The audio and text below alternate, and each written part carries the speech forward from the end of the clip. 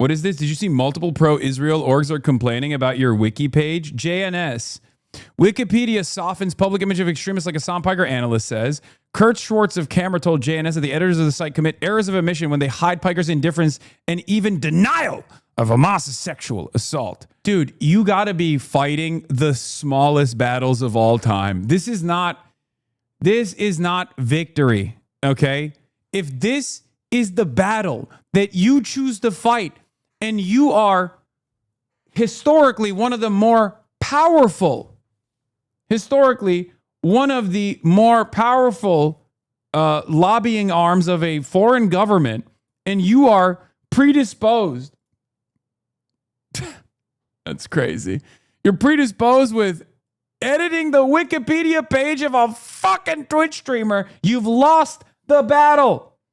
What is this? Yeah, Hasan needs some better Wikipedia users on his side because right now his page just blatantly lies about him and cites sources that do not even mention the claim. This is literally the exact opposite of his reaction.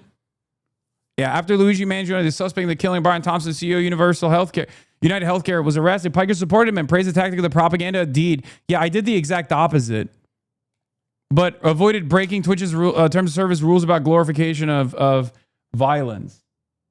You should just flash your DNC CIA badge. Yeah, famously.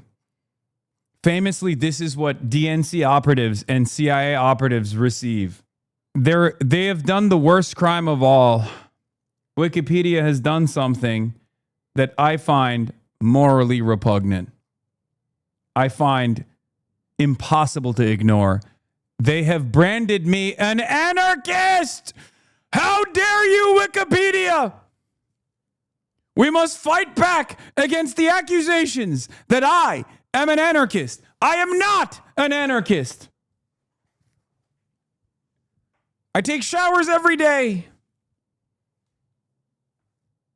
I believe in the power of a state, even if the ultimate goal is the abolition of said state. How dare you? The slander. How do we know you bathe if you refuse to appear on Austin's podcast? Okay, Dad. Okay, Dad. All right, anyway. Instead of trying to control the whole world and manage social media, we can go directly to the companies and advocacy solutions. Dr. Maya Ackerman tells the American Jewish Committee. I know. Here we are once again. Another day, another conference that's called like the American Jewish Committee or the American Jewish Conference, where a bunch of people are literally going, hey, we love appearing at a Jewish conference and saying how we as Jews love controlling flows of information and manipulating flows of information.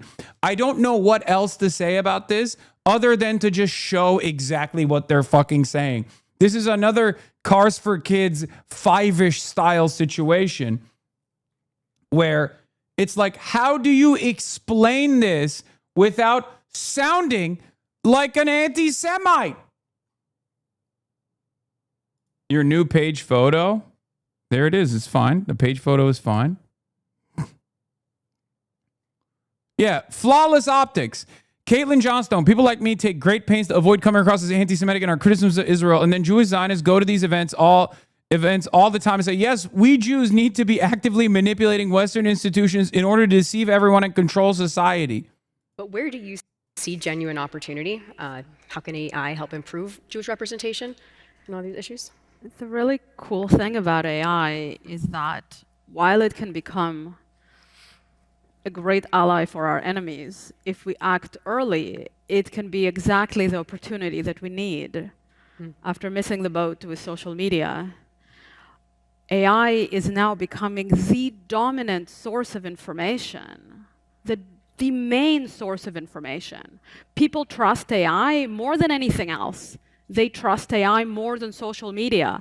They turn to chatbots like ChatGPT and Gemini instead of using Google. And young people use these bots instead of Google in very, very, very large numbers. So this is becoming the main source of information, okay?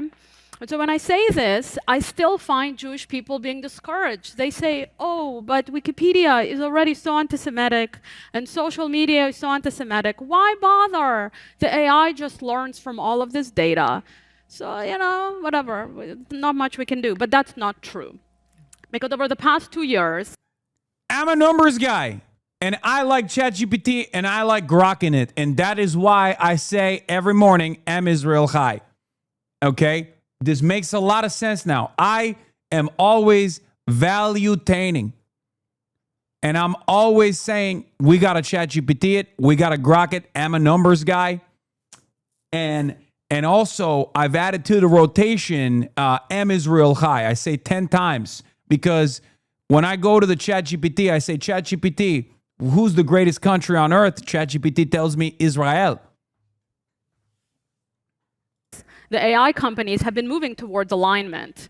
So instead of the algorithms sort of honestly representing what's in the data, we're finding that these chatbots and the text-to-image models are increasingly showing us exactly what the companies want us to see, okay? So it's becoming intentional, which means that instead of trying to control the whole world and trying to somehow manage what's happening in this big blob of Wikipedia and social media, we can go directly to the companies with clear technical and advocacy solutions. Which is crazy because one of the people that's on this panel is my baldest op, Jonathan Greenblatt. And Jonathan Greenblatt has also famously talked about doing just that, as a matter of fact. He's literally openly admitted at yet another one of these sorts of conferences where he was like, yeah, we're going directly to the AI companies and we're manipulating the data.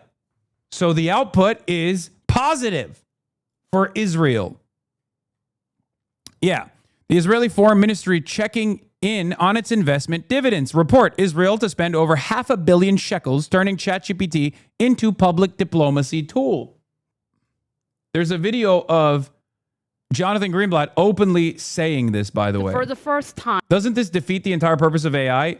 Buddy, I don't know how to explain this to you, but this is the entire purpose of AI. And no, not for like Israel-related incidents or to boost Israel's approval ratings, but literally for a litany of different capital interests or maybe even foreign interests, as long as they have enough money and influence to wield. This is precisely what AI is. AI is a tool of social engineering, perhaps the most powerful tool of social engineering. And a lot of people don't realize that. This is the primary purpose of AI. It is to ensure that flows of information that people rely on and trust unconditionally, a tool that gains tremendous amounts of confidence from the population by constantly fucking talking to them like they're their best goddamn friends, so much so that it causes people to snap and maybe even kill themselves at times. That is a tremendously powerful tool of social control.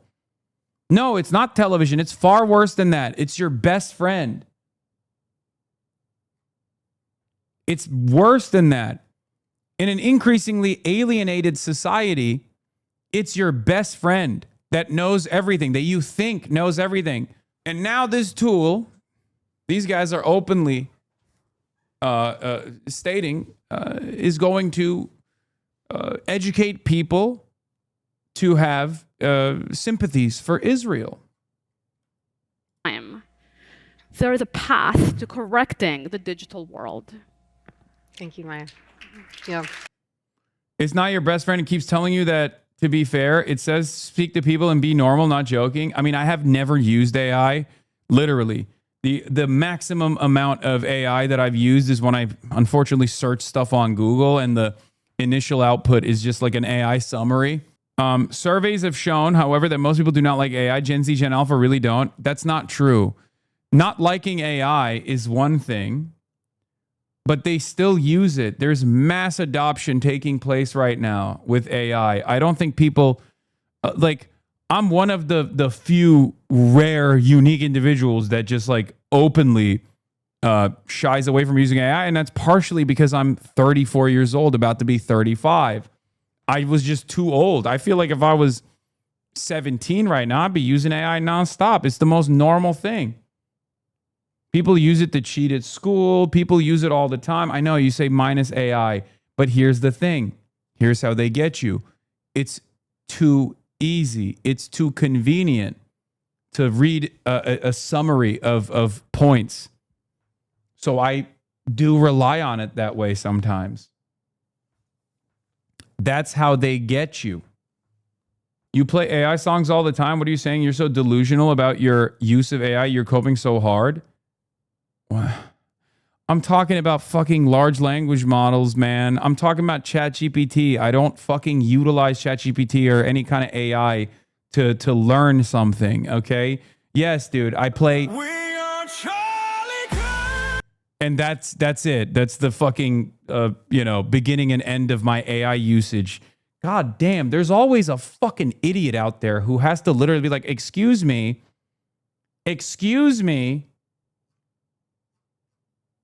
Like, you got to be a real fucking dumbass to be like, nope, you've actually looked at something. You've actually looked at AI art before. So obviously you have used it. Yeah, I'm not a fucking Amish person, dude. Yes. The only way for me to carry the fucking flame is AI art, and therefore that's the only time it's allowed. I have no choice but to utilize AI in that situation because I'm carrying the motherfucking flame. Yeah, here's the ADL by their own admission. This is what I was talking about. I'm proud. Here's Jonathan Greenblatt openly admitting that. We're in regular contact with the major AI companies, and I'm proud to share making a difference. For example, last year, we showed OpenAI how its new video generation AI tool, Sora, made it easy to create anti-Semitic videos. We worked it out with them, laid out the facts, and then 9 months later, when version 2 came out, Sora now refuses to generate videos around several of the specific concepts that we discussed and shared with OpenAI's team. We're in regular... Yeah. If you think AI use in the U.S. is bad, go to any developing country and you'll be smashed over the head with it. Oh, no, for sure. Most of the Iran state media, it's state-organized marches and stuff is AI now. Half of Chinese ads are AI. It's everywhere. Yeah. No, I know. The resistance to AI is a first world thing, for sure. Developing nations or nations in the periphery fucking love AI. 100%. I know. I've talked about it. Anyway, here's American Jewish Committee CEO Ted Deutsch telling a rabbi at New York synagogue earlier this year how he deals directly with social media companies to change their algorithms. The American zeitgeist was defined by TV and newspapers. Today, it's social media. Does the organized Jewish community need a social media strategy? Look, we know from our State of Anti-Semitism in America report that the largest challenge for us when it comes to fighting anti-Semitism is online. And there are multiple ways to address it. Yes, we need a better strategy, but there are multiple ways to address it. There is the content piece, and I think we have to acknowledge that it's important to put out meaningful content. It is also important to realize that the content is driven by algorithms that determine what it is you're going to see. And the way to address those algorithms is to deal directly with the social media companies, which is what we do.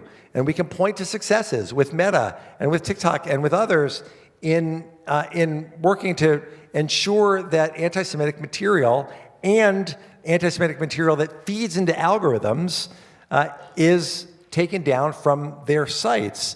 This is an enormous challenge that the community will be well served to come together around. Every social media company has they're private companies. They all have their own set of guidelines. The only reason why this is an issue, for the record, is because when Ted Deutsch, or Ted Douche, really, talks about anti-Semitism, he doesn't mean like the heinous Nazi shit. I'm sure he means that too. But he's also talking about any kind of criticism of the state of Israel. That's the problem. Like, I'm in favor of combating bigotry. I'm in favor of trying to make sure that these language models are reflecting a more positive outlook overall. The issue is These guys are using that liberal tendency to want to sanitize speech to their own purposes of conducting propaganda at the behest of an apartheid state that's doing a fucking genocide. That's the problem.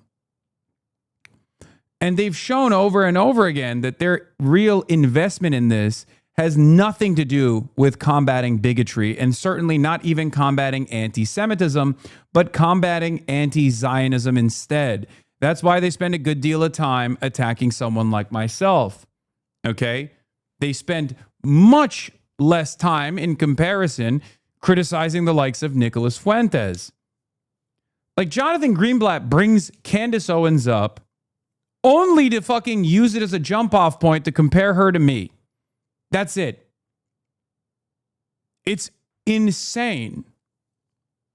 And then you got Neera Tanden. People who create Israel conspiracies around a main Senate race are no different in their anti-Semitism than Republicans who blame Jewish space lasers for the weather.